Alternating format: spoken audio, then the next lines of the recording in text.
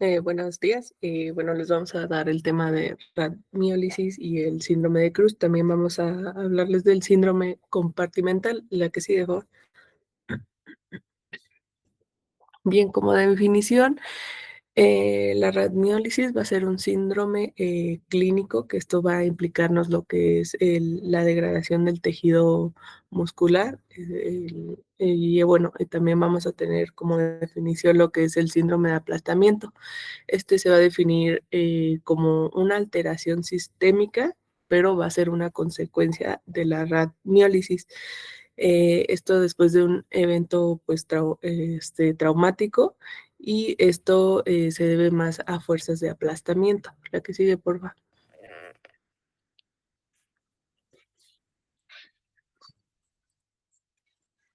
Bueno, y ahora vamos a hablar un poquito de los antecedentes de esta patología. Se sabe que es una entidad clínica caracterizada por la destrucción del músculo esquelético. Esta destrucción del músculo pues nos va a conducir poco a poco a complicaciones sistémicas. Tiene una incidencia global desconocida hasta la fecha, pero se ha logrado identificar varios grupos de riesgo en la población. Algunos de ellos son pacientes que tienen obesidad mórbida, pacientitos que son usuarios o usan fármacos hipolipemiantes y pacientitos posoperatorios también. La que sigue, por favor. Y bueno, el término de síndrome de aplastamiento se usa para describir la destrucción del músculo después de un traumatismo directo o una lesión por compresión. En este caso, pues se usa o se describe, por ejemplo, en situaciones de desastres naturales en donde, por ejemplo, temblores y pues hay este, caída de edificios y pues la gente queda pues sí aplastada por diversas estructuras. Este síndrome o este término fue descrito por primera vez en 1941 por el médico británico Eric Bayweathers y algunos colaboradores que establecieron la relación entre la necrosis muscular y un pigmento marrón que fue encontrado en la autopsia en los túbulos renales de los pacientes que fueron enterrados durante el atentado con bomba en Londres. La que sigue. Y bueno, vamos a pasar a la epidemiología. La rhabdomiólisis es más frecuente en hombres, en personas con descendencia afroamericana, pacientes menores de 10 y mayores de 60 años, que son como las extremidades de la vida, que tienen pues, más factores de riesgo de alguna forma, y personas con un índice de masa corporal superior a 40 kilogramos. Aproximadamente el 85% de los pacientes que son admitidos en urgencias después de un traumatismo van a presentar la elevación de, de la creatina fosfoquinasa, y solo el 10% de estos pacientes va a presentar un fallo renal. La mortalidad de los pacientes que tienen elevados los niveles de creatina fosfoquinasa superiores a 5.000 unidades por litro es del 14%. Es importante que, pues, bueno, más adelante lo vamos a ver, que pues estemos como al pendiente de cómo va progresando el paciente a partir del traumatismo para pues evitar la mortalidad y que también haya este daño renal, ¿no? Y los que necesitan terapias de reemplazo renal alcanzan una mortalidad del 59%. La que sigue. Y bueno, la lesión renal aguda es una de las complicaciones más comunes en la rhabdomiólisis. Y a raíz de esta complicación, pues va a haber una incidencia entre los 10 y 55% que es asociado a un mal pronóstico por insuficiencia multiorgánica a través de, pues, del traumatismo que tuvo el paciente. Esto va a depender del grado de la lesión. La que sigue. Bien, yo encontré muchísimas tipos de etiologías. Una de estas pues van a ser las adquiridas, que esta se presenta mayormente, es más frecuente, es en un 75%. Y vamos a tener también lo que son las genéticas. De las adquiridas, pues vamos a tener eventos traumáticos, ya sea accidentes de vehículos, algún síndrome de aplastamiento, inclusive un ejercicio intenso o inclusive las convulsiones. También lo que son los cambios de temperatura, que es la hipertermia maligna, el síndrome neuropéptico maligno, que pues está más asociado comúnmente pues a medicamentos antipsicóticos. Em, También vamos a tener lo que es la isquemia, la hipoxia, algunos medicamentos, las drogas, inclusive el alcohol, las toxinas, infecciones como la influenza, el Epstein-Barr y la legionela. Y bueno, de las genéticas, pues vamos a tener lo que son trastornos del metabolismo de los lípidos, trastornos de metabolismo de los carbohidratos, lo que es la enfermedad de McArdle, que es también conocida como una enfermedad de almacenamiento de glucógeno tipo 5, y pues llega a ser un trastorno genético que es poco común, y con ello pues va a afectar lo que es la capacidad del cuerpo para descomponer lo que es el glucógeno en una forma almacenada de glucosa. Y bueno, la enfermedad de Tauri, que pues llega a ser un trastorno igual metabólico. Esto es debido a una deficiencia de la enzima fosfofructoquinasa, y esta pues es la que impide usar la glucosa para llegarla a transformar en energía. La que sigue, por favor. Otra clasificación que también es por causas traumáticas o mecánicas, las causas que no son traumáticas, como les había dicho, las tóxicas y las farmacológicas, también causas metabólicas e infecciosas, que pues es lo mismo, ¿no? De lo que les había hablado. La que sigue, por favor. También vamos a tener otra clasificación donde los clasificamos como una lesión física.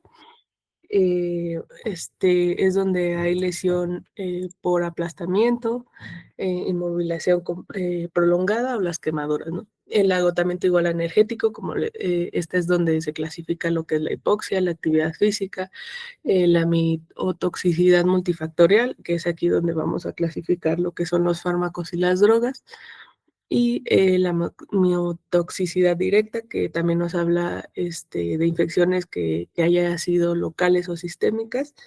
La que sigue, por favor. Ok, como se darán cuenta, la rhabdomiolisis es el amigo fiestero, ¿no? El que siempre nos encontramos en todas las pachangas, ¿no? De los grupos, en todas va a estar, ¿no? Aunque no vaya en ese grupo, ahí va a estar. Generalmente la rhabdomiolisis no se va a encontrar como una patología sola, o sea, no va a ser, por ejemplo, cetoacidosis diabética, nada más la cetoacidosis diabética. Generalmente la rhabdomiolisis es un diagnóstico que se acompaña de otra patología incipiente. Como bien lo dice Diane, tiene muchas etiologías, muchas, de verdad, muchas etiologías que llevan al final del día a una lesión del músculo estriado, que cuando se rompe, pues va a vertir todo su contenido hacia el torrente sanguíneo. En este caso, lo vemos aquí porque muy constantemente o casi más del 50% de los pacientes con traumatismos múltiples se van a asociar a esta patología, a rhabdomiolisis. Por eso es que lo vemos en este apartado. Pero les vuelvo a repetir, tiene muchas etiologías. Incluso hay pacientes que van al gimnasio, que hacen mucha actividad física y nunca lo habían hecho y terminan haciendo rhabdomiolisis.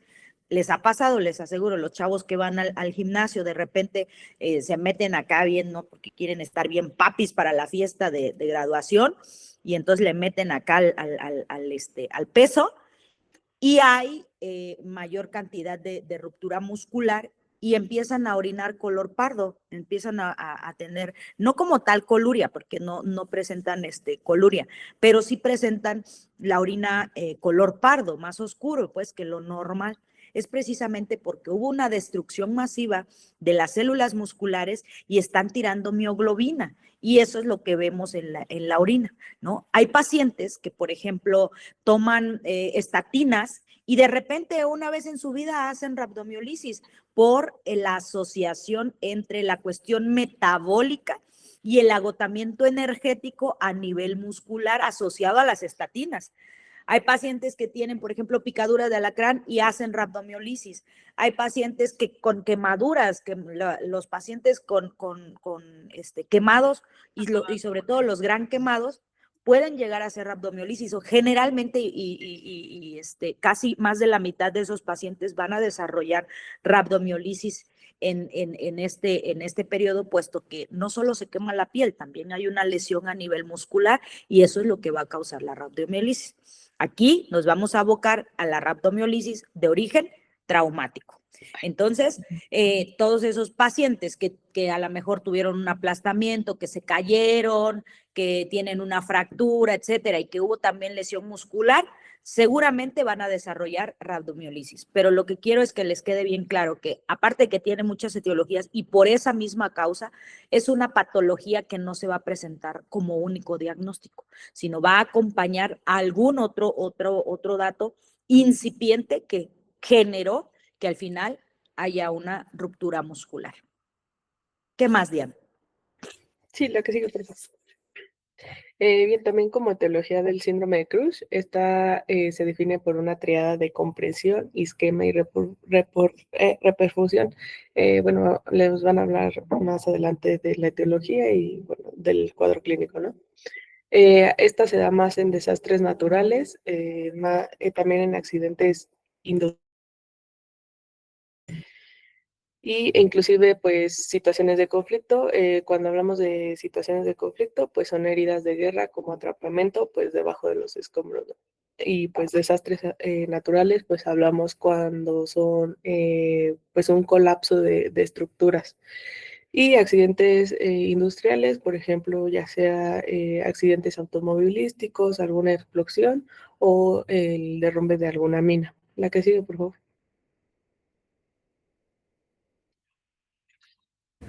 Bueno, y como ya vimos, pues tiene muchísimas posibles causas la rhabdomiólisis, pero independientemente de la causa que esté generando el cuadro, en general su fisiopatología se resume básicamente en una disminución del ATP y un aumento del calcio.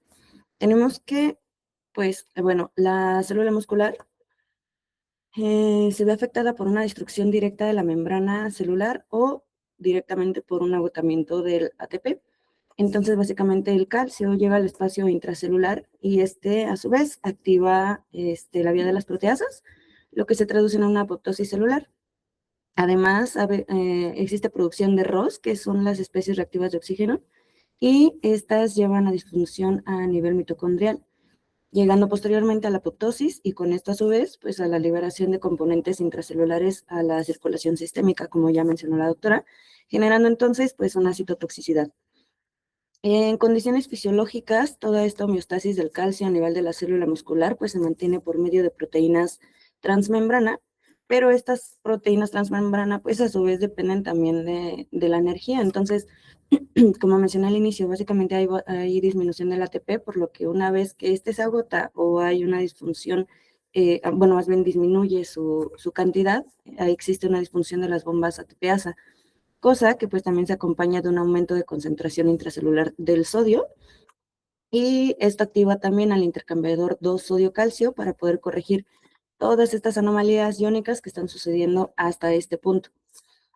Ahora, este aumento secundario de calcio a nivel intracelular también activa las proteasas, como la fosfolipasa, por ejemplo, y esto genera la destrucción a nivel de la membrana celular, disfunción mitocondrial y llega a la muerte celular y posteriormente pues a la necrosis, ¿no? La mayor parte de este daño ocurre después de que se restablece el flujo sanguíneo. Entonces, bueno, esto obviamente pues directamente en el sitio que está lesionado, y esto se le llama lesión por reperfusión. Recordándolo un poquito y de manera como de resumen, se los voy a decir un poquito, bueno, otra vez. Aquí está. Este es el esquemita que decidí utilizar porque es como el que más me ayudó a entenderlo. Entonces tenemos, en resumen aquí, disminución de ATP. El agotamiento de del ATP inhibe la función de sodio-potasio ATPasa y aumenta el sodio intracelular. El sodio aquí vemos que es el rojito, ¿no? Entonces lo está aumentando. Y después el intercambiador 2 sodio-calcio aumenta también el calcio intracelular. Posteriormente, la calcio ATPasa pues no puede bombear el calcio intracelular debido a la depleción de la energía. Básicamente pues no puede chambear, ¿no? Porque no tiene la energía, está cansado. El calcio intracelular después activa las proteasas, como la fosfolipasa 2, que pues destruye, ¿no? Componentes estructurales perdón, de la membrana celular y pues permite la entrada de más calcio todavía. La sobrecarga de este calcio interrumpe la integridad mitocondrial y induce a la apoptosis, lo que lleva después a una necrosis de las células musculares. Aquí están los que les decía, de las especies reactivas de oxígeno. Entonces, básicamente, pues ese es el cuadro que se genera para poder llegar a la rabdomiólisis.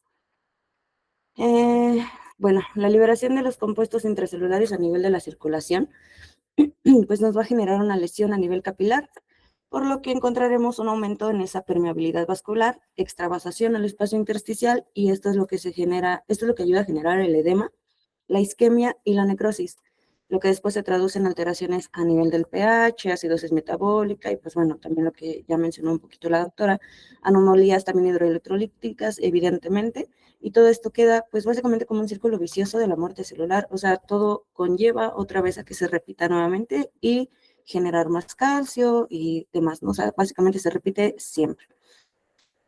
Ahora, respecto a la lesión renal aguda, que recordemos que es la complicación sistémica más frecuente en la rabio. Bueno, antes de esto, ¿tienen alguna duda en la fisiopató general? Para aclararla antes de pasar a la lesión renal aguda. Puntos importantes: disminución del ATP. El ATP es necesario para las bombas del traspaso de los electrolitos en la membrana, lo que al final genera esta alteración de los electrolitos, principalmente sodio y calcio. Lo que hace es cambiar esta configuración de la membrana, pues y al final la rompen. También el daño es desde adentro. ¿Por qué? Porque el calcio se queda a nivel intracelular, pero recuerden que puede haber calcio intracelular, pero está guardado en vesículas, ¿sí? Entonces, lo que hace el calcio ya fuera de la célula, o sea, entre sus organelos, es activar pues esa muerte celular por el calcio, por el aumento del calcio. Cuando la célula tiene mucho calcio, activa la apoptosis y pues ya, se murió la célula. Al morir la célula, pues se liberan todos estos componentes intracelulares y principalmente, ¿cuándo va a haber muerte celular? Cuando haya daño a el principal organelo, que es como nosotros lo llamamos como el corazón de la célula, que es la mitocondria, que ya algún momento les había dicho, ¿no? Cuando sospechamos en que haya lesión a la mitocondria, ya no hay vuelta atrás, esa célula se va a morir. Entonces, esos son los puntos importantes, como bien lo comentó, ¿me repite su nombre? Sí, doctora Jennifer. Jenny, como bien lo comentó Jennifer, excelente Jennifer, tu explicación excelente, veo que sí lo entendiste y lo pudiste explicar. Entonces, como bien lo comenta Jenny, la causa que sea, al final vamos a terminar en esta cascada de alteraciones intracelulares. Espero que todos lo hayan entendido como lo entendió Jenny. ¿Sí o no? ¿O ya se durmieron? Hoy ni se levantaron temprano, ni para que estén durmiendo. Sírvanse un cafecito, yo ya llevo el tercero, entonces despiértense. ¿Sí? Bueno, Resto pues del tiempo lo esperamos que sí. entendieron. Sí, No. Sale. Perfecto. ¿Qué más, Jenny? Ok, continuando entonces con la fisiopato de la lesión renal aguda.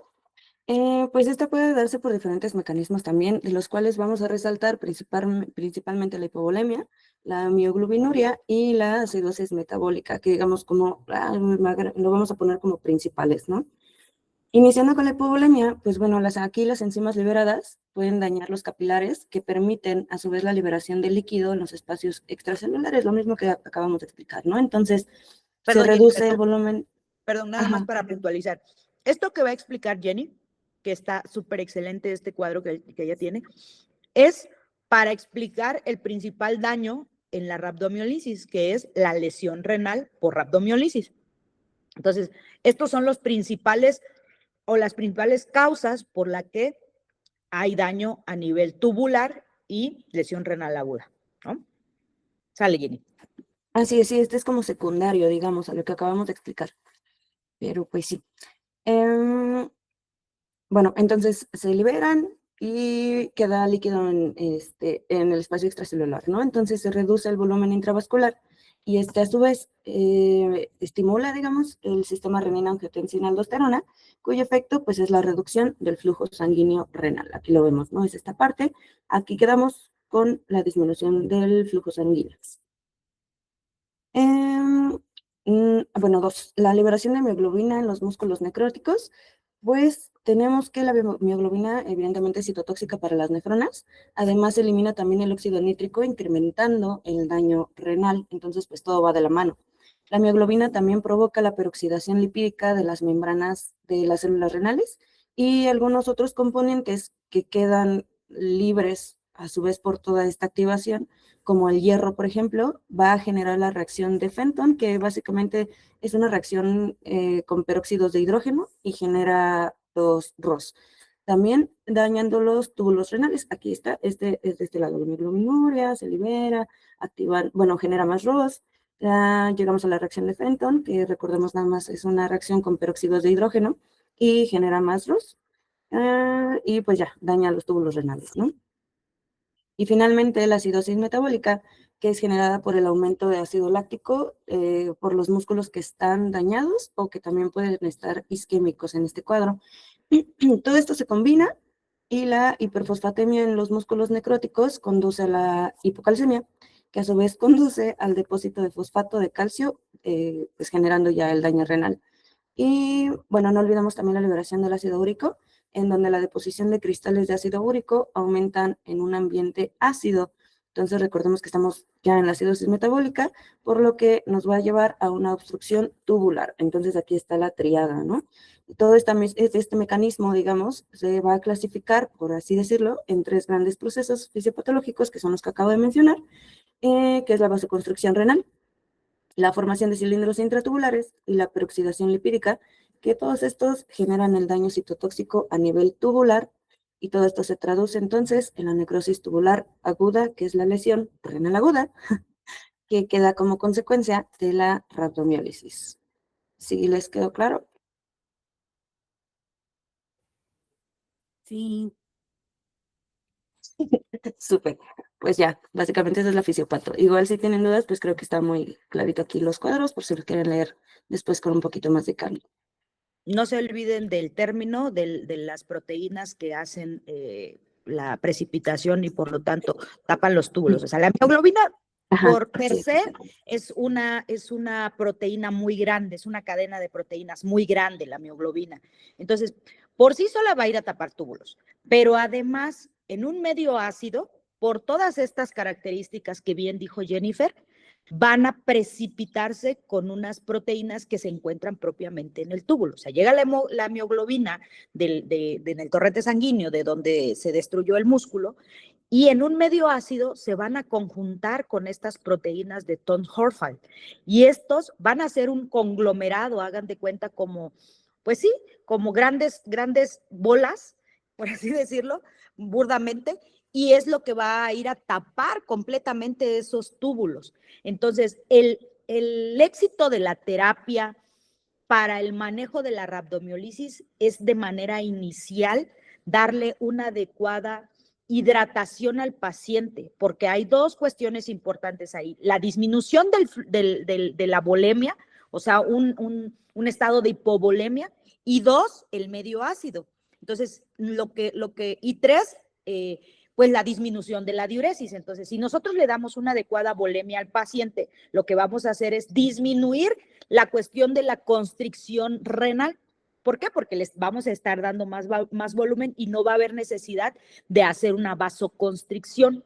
2, vamos a mejorar la diuresis y con eso que haya el arrastre de estas mioglobinas y que no le dé tiempo para precipitarse con estas proteínas Tons-Horfal. Y si nosotros damos una adecuada reanimación a nuestro paciente, pues vamos a prevenir que ese paciente caiga en acidosis. Pero ojo, acidosis a nivel tubular. Entonces, si hay disminución de la acidosis a nivel tubular, pues obviamente no va a haber tiempo para, o el medio no va a ser el idóneo para que estas proteínas se precipiten junto con la mioglobina. Entonces puede ser que haya mioglobina, pero que la esté tirando por la orina y eso va a ser lo ideal. Entonces, es aquí que ustedes entienden la fisiopatología y entonces vamos a entender, al rato que nos hablen sobre el tratamiento, por qué se le da cierto tratamiento al paciente. Seguramente van a hablar sobre la disminución de la acidificación de la orina o cómo se alcaliniza la orina para mejorar este medio y haya una disminución de esa precipitación. Entonces, llévense muy presente esas proteínas de Tons-Horfal. Excelente tu explicación, Jennifer, de verdad, una felicitación. Créeme que me explicas mejor rhabdomiolisis que mis residentes de terapia intensiva incluso. Gracias. Dale, ¿okay? Ok. Espero que los demás aquí, lo hayan pues, les entendido, puse- ¿eh? Espero que sí. Si no, de todas maneras, ahí tienen la presentación y si quieren les paso pues directamente las referencias que tomé, que básicamente pues es el libro. Aquí está pues un resumen nuevamente de lo que acabamos de ver, la destrucción del músculo. Creo que este esquema lo deja muy claro, ¿no? La liberación de enzimas, la entrada de mioglobina, liberación también de las mismas enzimas y la de hemoglobina directamente ya en donde está lastimado, genera hipovolemia y finalmente pues tenemos la citotoxicidad. Ese pues es todo el resumen de lo que acabamos de ver. Y nuevamente un resumen muchísimo más gráfico, ¿no? Nuevamente con los pasos que acabo de explicar, pero ya está más gráfico, la lesión al sarcolema muscular, que esta es como digamos, la causa principal. ¿Qué más? Toxicidad, alteraciones de electrolítica y sistémica también, disminución del ATP, la sobrecarga de calcio, que es lo que hablábamos, que es como la causa, digamos, directa del por qué está sucediendo, junto con la disminución del ATP, estrés oxidativo, que lleva a su vez la ruptura de la membrana celular y terminamos con la toxicidad sistémica. No se los dejo para que cualquiera de estos esquemas pues les va a ayudar mucho para estudiar porque ya son más gráficos y pues resumidos, ¿no? Entonces, nada más para que lo lean después. Bien, ahora hablándoles del cuadro clínico, vamos a tener lo que es una triada clásica, es donde nos va a incluir lo que es el dolor muscular, debilidad y la orina de color marrón rojizo. Esto ya lo había mencionado la doc. Aquí pues el dolor pues se va a ir a lo que son los hombros, los muslos, la región lumbar y las pantorrillas. Bueno, también se le conoce al color de la orina como coliuria. Es orina de color como té o Coca-Cola, así lo asocian, y esto pues es debido a que hay una excreción pues masiva de la mioglobina. Bien, aquí lo que podemos utilizar pues es una tira reactiva. Esta pues nos va a parecer como positiva para sangre, pero al realizar pues lo que es el sedimento urinario pues no va a haber lo que son eritrocitos y esta pues es una patagonómica de la mioglobinuria. Y bueno, aquí también lo que es muy importante para este diagnóstico, pues va a ser lo que es la creatinina sinasa. Pues va a ser el estándar de oro, como se los dije. Vamos a considerar de diagnóstico un nivel mayor de 5 veces al límite superior. Esto ya nos va a hablar de complicaciones como el riesgo de una ira, y es cuando se va a disparar pues la creatinina sinasa, va a superar ya lo que son los 15,000 urolitros, algo así, ¿no?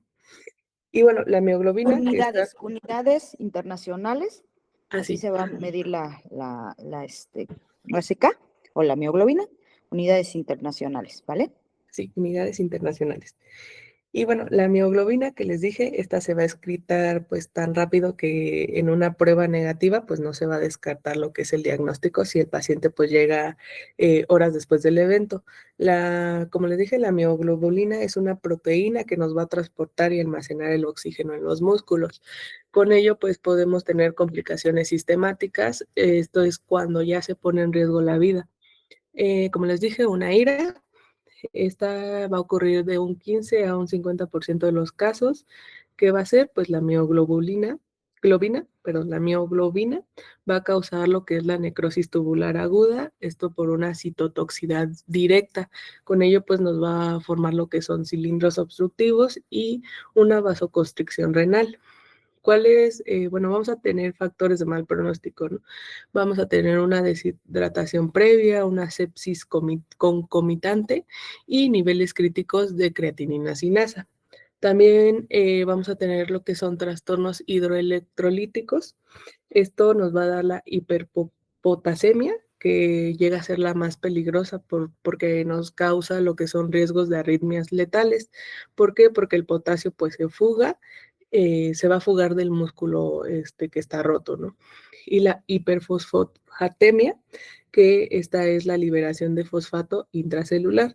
También aquí pues vamos a incluir lo que es la hipocalcemia temprana, que es cuando el calcio va a entrar a las células musculares dañadas como una precipitación. La que sigue no, ahí en esa misma. También vamos a tener lo que es el trauma de Cruz. Este va a ser un edema que va a ser muy evidente. Vamos a tener también lo que es el síndrome compartimental, que es cuando vamos a tener el músculo va a estar tenso y vamos a tener ausencia de pulsos distales. También otros signos, pues es la infección, que vamos a tener fiebre, taquicardia y compromiso sistémico. Y cuando hablamos de tóxicos y sobredosis, pues esto va a ser una alteración de la alerta. O sea que vamos a tener en la escala de Glasgow, pues va a estar disminuida. O inclusive pues vamos a tener signos de focalización que son disminuidos. La que sigue, por favor. Bueno, no sé si entendieron todos los signos. Creo que sí. Bueno, ya la que sigue. ¿Para qué nos sirve esta escala? La escala de McHone. Esta es una herramienta de predicción clínica. Está diseñada pues específicamente para pacientes con radiomiólisis no traumática. ¿Cuál va a ser su objetivo principal? Pues es identificar pacientes que tienen un riesgo elevado de desarrollar una ira o de requerir pues ya una terapia de reemplazo renal, o sea, una diálisis. En este sistema de puntuación, pues se va a estratificar el riesgo al ingreso. Si el paciente pues llega a tener una puntuación de más de 6, el riesgo de falla renal pues va a ser grave o inclusive puede aumentar pues una muerte, ¿no? Lo que pues nos va a justificar un manejo hídrico pues que tiene que ser mucho más agresivo y tener una vigilancia pues más estrecha. Aquí, como les había dicho, lo más importante pues va a ser nuestra creatinina sinasa. También vamos a tener, bueno, en esta pues vamos a ir sumando los puntos, ¿no? Y si tenemos, como ya les había dicho, arriba de 6, pues ya tenemos riesgo de muerte o ya una falla renal grave. Y de 5 a 10, aquí pues es una puntuación de bajo riesgo. El paciente pues probablemente responda bien a una hidratación pues estándar sin complicaciones renales graves. Y ya inclusive pues ya mucho más abajo igual va a responder bien a una hidratación y pues igual no va a haber complicaciones renales. De esto trata pues la escala de Majo. La que sigue, por favor. Bien, aquí vamos a tener diferencias porque pues yo sí me había confundido en esto. ¿Por qué? Porque vamos a tener lo que son las lesiones por aplastamiento. ¿Cómo vamos a diferenciar estas tres? El síndrome compartimental y el síndrome de aplastamiento.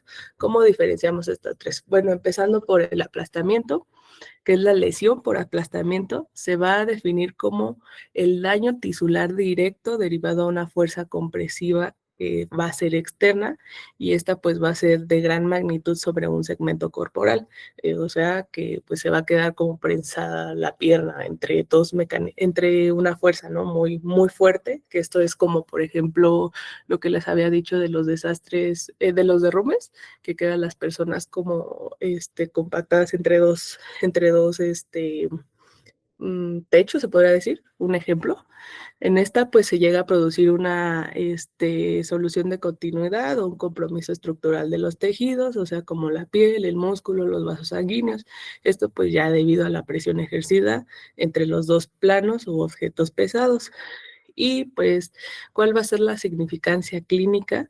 Pues esta es precursor físico de complicaciones sistemáticas. Esto, pues, el daño está localizado y va a ser, pues, en la zona de impacto. Y el síndrome compartimental. Esta es una complicación intracompartimental local. ¿Cuál va a ser, cómo va a ser esta? Pues se define como el aumento de la presión hidrostática dentro de un compartimiento osteofacial cerrado, o sea que va a haber un aumento de presión y esta pues nos va a superar lo que es la presión de la perfusión capilar.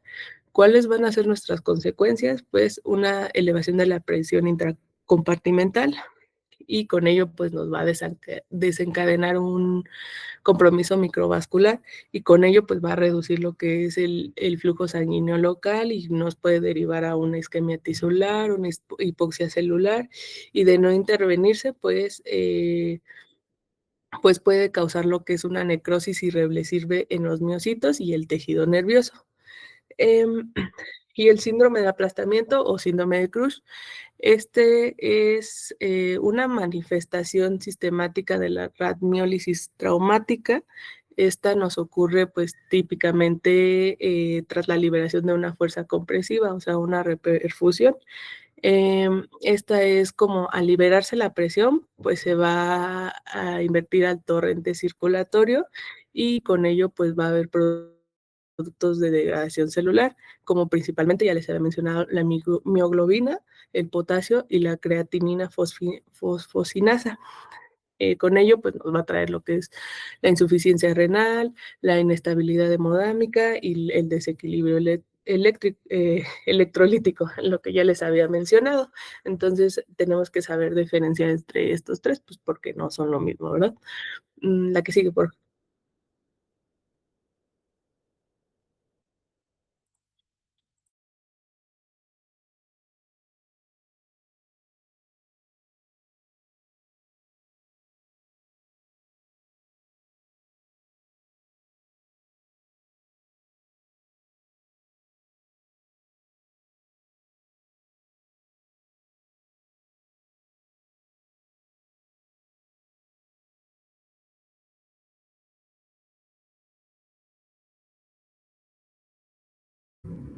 Perdón, no había activado mi micrófono, yo ya había acabado de explicarles, pero bueno, les reitero otra vez.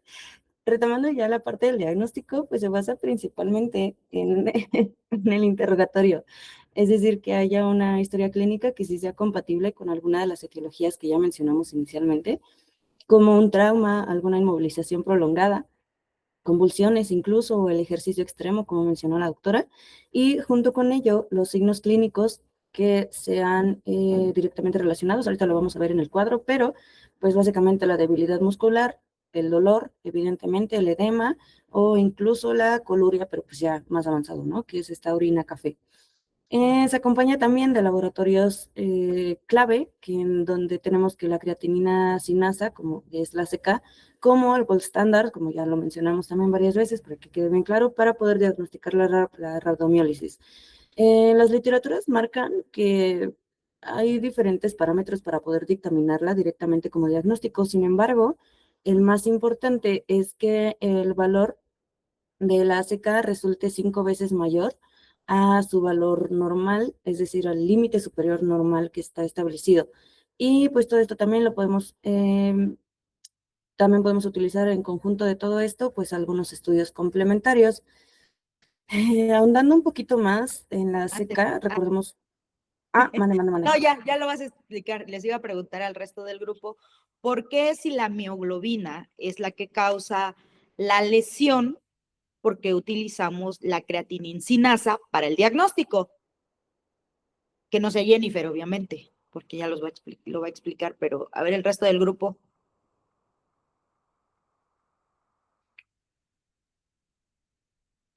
Kiki, el grillo, ¿ya se durmieron?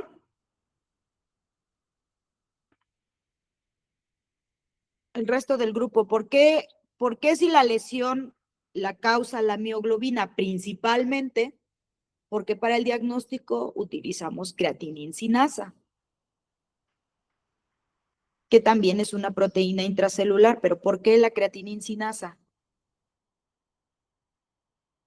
Porque nos indica que hay destrucción de tejido.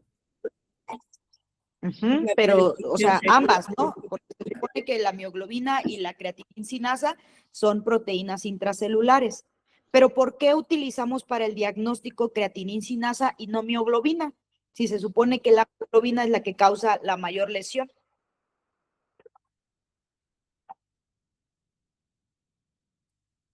Exacto, más que normalizar, es que su depuración es muy rápida, o sea, se va rápido a los túbulos y pues ya, causa la lesión, ¿no? Pero al final nosotros, o su vida media es muy corta, que seguramente es lo que va a explicar Jennifer, es muy corta, que ya no alcanzamos nosotros a obtenerla en el suero o en la sangre, pues, los niveles sanguíneos para poderlo diagnosticar. Ahora sí, Jenny, quería ver que todos estuvieran despiertos. Ya lo voy a explicar más a profundidad. Creo que sí. Sí, pues básicamente nos vamos a guiar en lo que acaba de hacer mención la doctora, que pues bueno, en esta gráfica podemos ver cómo es la evolución, ¿no? De las tres componentes, creatinina, la creatininsinasa y la mioglobina también.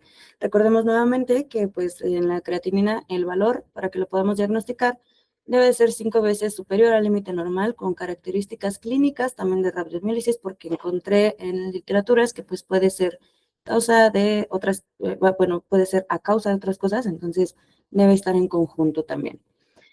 Hablando de la gráfica, pues podemos ver cómo es su evolución, en donde se puede contemplar cómo esta aumenta en las primeras 12 horas, alcanzando su punto máximo entre las 24 y las 72 horas, hablando de la creatinina. Es decir, en los primeros 3 días después de la lesión, alcanza el punto máximo y posterior, en promedio a los 5 días, se normaliza. Y la rabrio, pues a comparación obviamente de la hemoglobina, ¿no? Que como podemos ver, digamos que es como de golpe, que esta se eleva y es muchísimo más rápida su dilución, digamos como su normalización a comparación de la creatinina. Entonces la creatinina sinasa es la que nos va a ayudar a diagnosticarlo precisamente por esto, porque tenemos el tiempo mucho más prolongado y como mucho más certero, digamos, y no se ve como afectado por otras circunstancias. Básicamente, pues es directamente lo que nos va a indicar de manera certera que sí se está tratando de un cuadro de rabdomiólisis. Y pues bueno, se puede clasificar, digamos, también por los niveles de la creatinina, de la CK, en donde vemos que el valor, bueno, es el cuadrito de abajo, en donde vemos que el valor normal aquí es de 40 a 200, pero si se encuentra entre 1000 y 5000 unidades por litro, clínicamente significa que pues hay un bajo riesgo de daño renal y el tratamiento entonces será dependiente a las posibilidades hospitalarias y o al contexto. Mientras que la CK, si se encuentra entre los 5000 y las 15000 unidades por litro, el riesgo de tener un daño renal está incrementado y aquí sí debe existir ya un tratamiento directo, no es como a posibilidad o a ver si lo hacemos o como opcional, ¿no? Finalmente, la rabio severa es la mayor a 15,000 unidades sobre litro.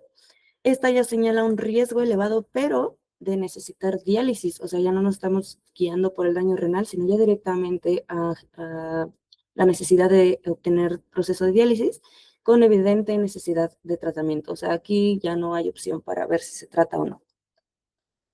Exacto, o sea, la literatura muchas veces difiere como en los niveles de CK para determinar o para nosotros decir, este paciente sí tiene rabdomiólisis. Pero ojo, bien comenta Jennifer, también habla sobre los niveles para tener un mayor riesgo, ¿no? Entonces, El diagnóstico de rhabdomiolisis es de 3 a 5 veces más, o sea, el aumento de 3 a 5 veces desde el nivel de CK más alto. O sea, si mi laboratorio dice que el nivel más alto normal de CK es de 200 unidades por decilitro, entonces 3 veces más sería ¿cuánto?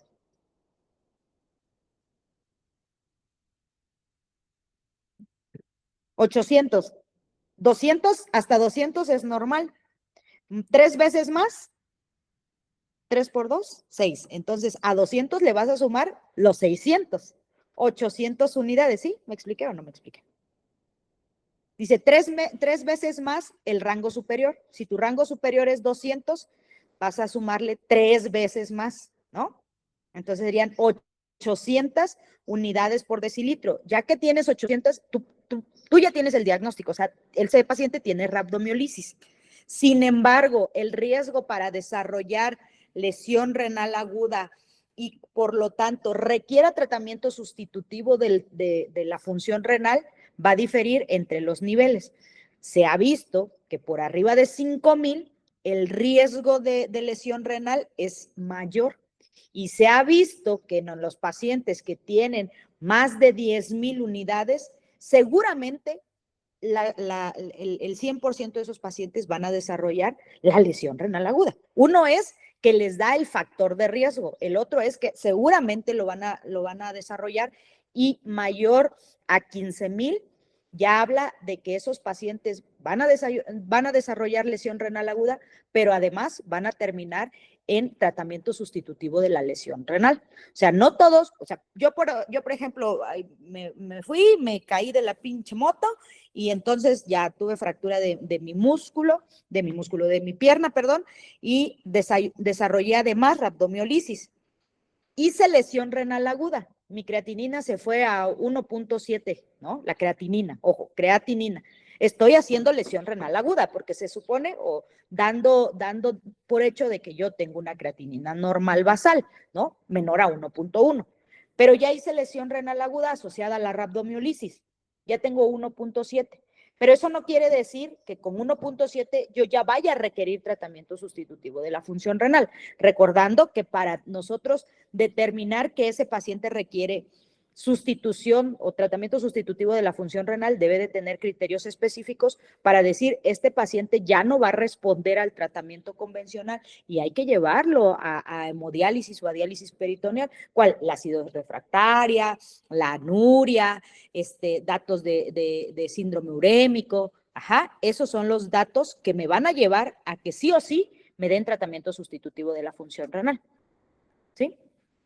¿Me expliqué? O más o menos. O los revolví más. Por eso es que los niveles de CK nos llevan a tener un riesgo mayor a una u otra cosa o a las dos cosas, ¿no? O a lesión renal, o sea, o que nada más curse con lesión renal o a que curse con lesión renal, pero además requiera tratamiento sustitutivo de la función renal, o sea, que mi función renal se deteriore por completo y que requiera un manejo sustitutivo.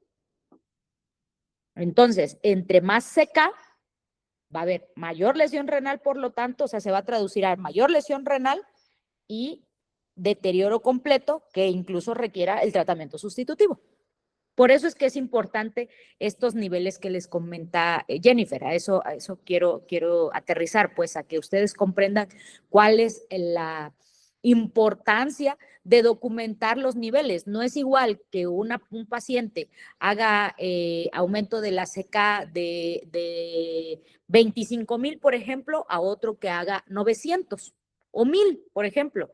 Son pacientes distintos, ¿no? Uno requerirá un tratamiento agresivo mayor para evitar que llegue a la sustitución o a la lesión renal y a la sustitución de la función del riñón, que el que tiene 900 o 1,000 de CK, que seguramente va a responder a un manejo convencional, que sí, a lo mejor va a cursar con lesión renal, pero se va a autolimitar y luego va a ir disminuyendo.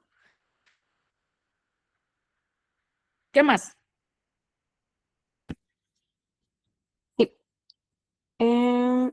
Bueno, recuerden que mencionamos que, ¿dónde está? Aquí, que había algunos otros estudios complementarios aparte de la seca, pues se pueden utilizar todos estos, como los gases arteriales para evaluar el equilibrio ácido-base. Recordemos que se ve alterado por toda la fisiopato de la rhabdo, el electrocardiograma también para poder evaluar arritmias cardíacas posiblemente relacionadas a la hipercalemia o a la hipocalcemia, ambas que se producen también, fibrinógeno, factores de coagulación y demás para descartar la misma coagulación intravascular diseminada, albúmina sérica también para la detección de hipoalbuminemia, electrolitos séricos, que recordemos que están todos alterados, hay hipocalcemia, fosfatemia no me acuerdo, hiperpotasemia. El perfil toxicológico también, por si tenemos duda del uso de drogas o alcohol, recordemos que es una de las etiologías de la rhabdo también, y el ego. En el ego encontré que se puede visualizar de la siguiente manera. Puede haber restos de sangre, el pH se encontrará ácido, las proteínas van a estar positivas, el color, pues recordemos que está cafecito por la coluria, y también hay algunos restos, pues de células de sangre, ¿no? Aquí se debe de hacer también énfasis en el calcio, que vemos que inicialmente se encuentra bajo, pero después puede aumentar. Entonces es importante también considerar mucho cómo es que va evolucionando el calcio en el cuadro de nuestro paciente.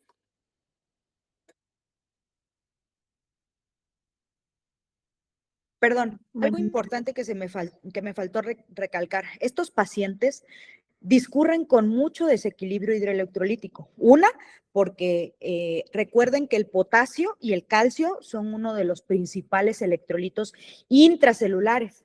Entonces, si hay una ruptura de células musculares, al final son células y por lo tanto también traen gran cantidad de potasio. Y dos, por la lesión renal per se. La lesión renal nos va a llevar pues a retención del potasio, que generalmente lo debemos de tirar en la orina. Entonces se retiene este potasio y hay un aumento del potasio principalmente. Entonces, estos pacientes discurren con hipocalcemia por la utilización, aunque se están rompiendo estas células, pero ya se utilizaron para romperlas, entonces ya ese calcio ya se pegó con otros electrolitos, con otras proteínas, entonces hay una hipocalcemia y una hipercalemia, o dicho de otra forma, una hiperpotasemia. Ya casi nadie le dice hiperpotasemia, ¿eh? Entonces es hipercalemia con K, porque una cosa es hipercalcemia o hipocalcemia, que tiene que ver con el calcio, y el otro es hipercalcemia, que con K, que tiene que ver con el aumento del potasio sérico. Entonces, estos pacientes, si la instauración es muy rápida, van a tener poco tiempo para adaptarse a ese aumento del potasio. ¿Y dónde principalmente actúa el potasio? Ya lo hemos visto en otras clases. ¿Dónde actúa principalmente el potasio y por qué es tan importante? Cric, cric, cric, cric. ¿Ya se durmieron otra vez? Despierten. Ya casi terminamos. En la contracción muscular ¿Pero de qué músculo? del miocardio. Exacto. En la fase cardíaca. ¿En qué fase? Hay 1, 2, 3 y 4. No, 0, 1, 2 y 3, perdón. ¿A dónde?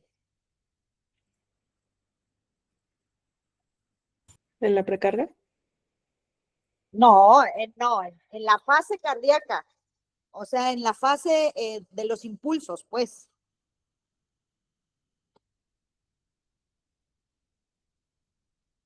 Si ya les dije 0, 1, 2 y 3, ¿dónde hay eso? En la contracción miocárdica. ¿Y a qué me refiero?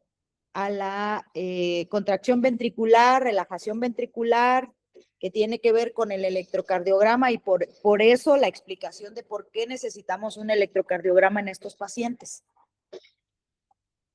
En la fase 2 y 3 principalmente, que tiene que ver con la relajación ventricular. ¿Y eso dónde se ve? ¿En qué segmento o en qué onda a nivel del electrocardiograma? ¿En la T? En la onda T, exacto, en la onda T. Entonces, ¿qué es lo que vamos a buscar en el electrocardiograma si estamos diciendo que estos pacientes hacen hipercalemia, aumento del potasio? No, al contrario. De hecho, el nivel del potasio a veces se relaciona con el aumento de la onda T. Se va a ver una onda T acuminada, o sea, una onda T picuda. Eso es lo que vamos a ir a buscar en el electrocardiograma. Si nosotros estamos viendo que hay un potasio sérico mayor a 5.5, ojo ahí, hay que hacerle un electrocardiograma a ese paciente y todavía por niveles arriba. A veces están pacientes con potasio de 6, 6.5 y nadie le hace un electrocardiograma. ¿Y qué creen? Ya tienen ondas T acuminadas. En esos pacientes hay que darle tratamiento, medidas anticalémicas rápidas, porque si no ese paciente se va a morir, va a hacer trastornos del ritmo, va a hacer fibrilación y se va a morir. ¿De acuerdo? Entonces, por eso es que es importante que ustedes documenten primero los niveles de potasio por esta razón que ya les comenté, una por la lesión celular, porque va a haber grandes cantidades hacia el torrente sanguíneo y dos, por la lesión renal aguda que van a desarrollar estos pacientes. Entonces, una de las principales o uno de los principales trastornos hidroelectrolíticos con los que van a cursar este tipo de pacientes va a ser con hipercalemia. Y por lo tanto, hay que ir a buscar la traducción electrocardiográfica en un electrocardiograma. ¿Dudas? ¿Qué más? ¿Qué más?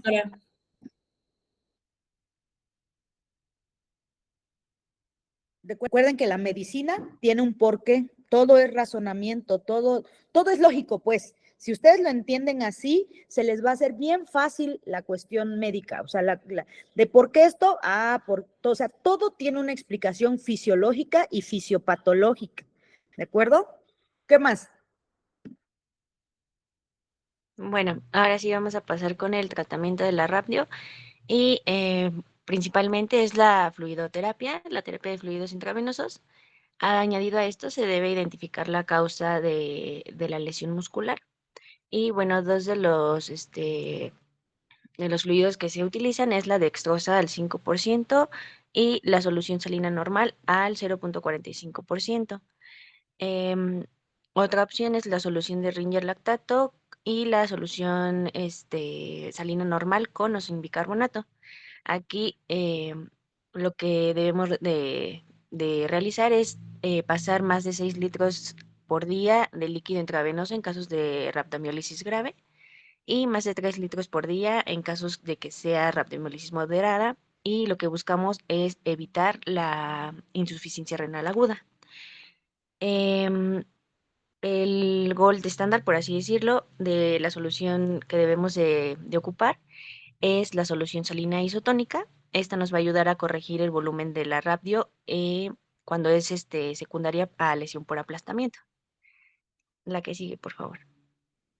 Ojo, estos solo son guías de tratamiento, o sea, no es de que a este le voy a pasar 6 litros, imagínense 6 litros. Actualmente el tratamiento para la rhabdomiólisis se lleva por medio de metas, ¿no? Metas principalmente en la diuresis. Con base en eso nosotros vamos a determinar, a este le doy un poco más de líquidos porque no está orinando lo necesario, que es 0.5 a 1 mililitro por kilogramo de peso, o bien 100 mililitros hora. Ajá, entonces esa va a ser nuestra meta. Si está orinando hacia el paciente, vamos bien con lo que le estamos dando. Si no, hay que darle un poquito más de volumen hasta que lleguemos a ese tipo de metas. Y también tiene que ver con el pH urinario.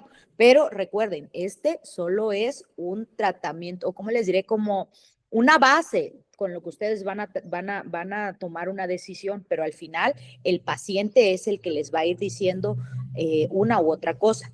Entonces, generalmente lo que se prefiere, en efecto, es la solución Ringer lactato, o más bien llamada solución Harman.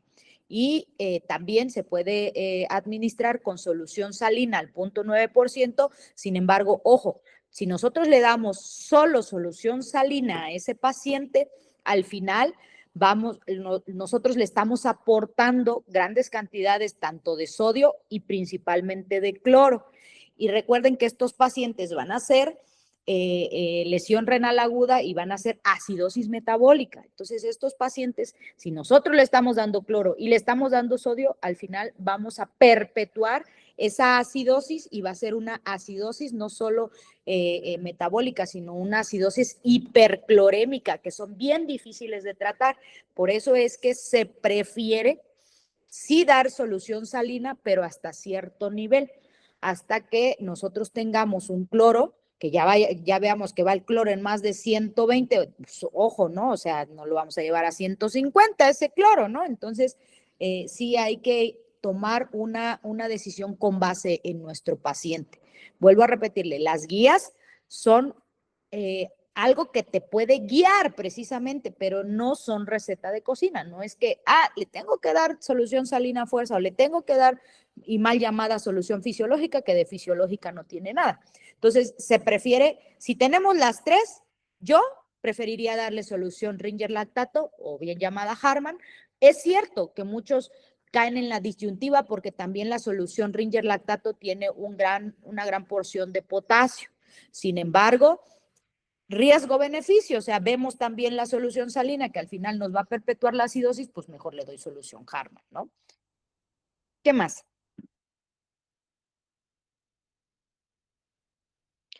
Y la que sigue, ya, le cambiaste, perdón.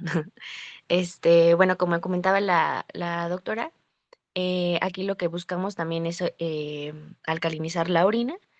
Debemos de observar cómo está el pH de la orina. Para esto se utilizan 50 miliequivalentes de bicarbonato de sodio a solución salina al 0.5%. Este es el método tradicional. Y lo que buscamos es que el pH esté por encima del 6.5, del pH, perdón. Esto para prevenir la insuficiencia renal aguda, y se debe suspender el uso del bicarbonato cuando el pH esté en 7.5. La que sigue, por favor. Lesión renal aguda. Insuficiente solo mi ex, la verdad, pero es lesión renal aguda, ¿vale? Sí, doctora. Y bueno, cuando a los pacientitos les iniciamos la fluidoterapia, si vemos que no está aumentando la diuresis, pues a lo que tenemos esperado, que son entre, bueno, como dijo la doctora, son 100 mililitros por hora de la producción de diuresis. Si no está aumentando hasta llegar entre 200 y 300, podemos hacer el uso del manitol. Se recomienda en pacientes que tienen lesiones por aplastamiento o el síndrome de Crush para aumentar su diuresis. Se debe de iniciar cuando el paciente mantenga una producción de orina de al menos 20 mililitros por hora.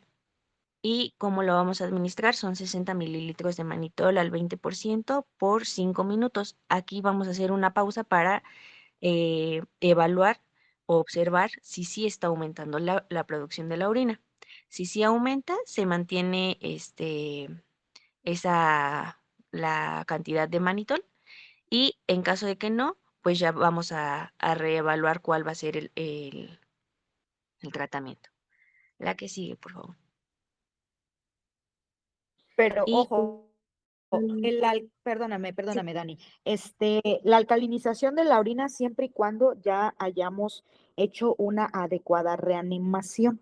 Porque si se dan cuenta, los dos terapias que necesitamos para alcalinizar la orina son soluciones hipertónicas. Tanto el manitol como la solución salina o el bicarbonato más bien es una solución hipertónica. Si nosotros no hemos reanimado bien al paciente, o sea, no le hemos dado una fluidoterapia adecuada y que no está orinando como debe, entonces estos pacientes nosotros vamos a hacer mayor daño a nivel renal. Entonces, ojo, la alcalinización de la orina es hasta después de hacer una adecuada reanimación. Y como bien lo comenta Dani, vamos a tomar una muestra de orina en un ego, pues, y en él vamos a determinar tanto el pH como la osmolaridad. Si vemos que el pH está, no sé, en 5.5, por ejemplo, pues ese paciente requiere alcalinizar la orina. Entonces, visualizamos que ya hayamos dado una adecuada reanimación. No vamos a, por ejemplo, tengo un paciente con rhabdomiolisis por trauma de la extremidad pélvica y sigue con tensión arterial de 80-40 y sigue con frecuencia cardíaca de 130 latidos por minuto. Entonces ese paciente todavía sigue en estado de choque, ¿no? Y por lo tanto nos falta un poco de reanimación, aunque tengamos el examen general de orina donde estemos documentando que tiene un pH disminuido, 5.5 o 5 incluso, no por eso vamos a darle ya el tratamiento para alcalinizar la orina. No, ojo, primero mejoramos la hidratación, mejoramos la reanimación hídrica y ya cuando ya ese paciente, ya vimos que ya optimizamos la reanimación hídrica, está orinando, a lo mejor no cumplimos los 50 mililitros, pero está presentando diuresis, entonces sí, ya nos vamos con la alcalinización de la orina. Ojo ahí, porque si no, nosotros vamos a perpetuar ese daño renal. ¿Qué más? Gracias, Doc. Y bueno, ¿cuál va a ser el manejo de la rhabdio no traumática?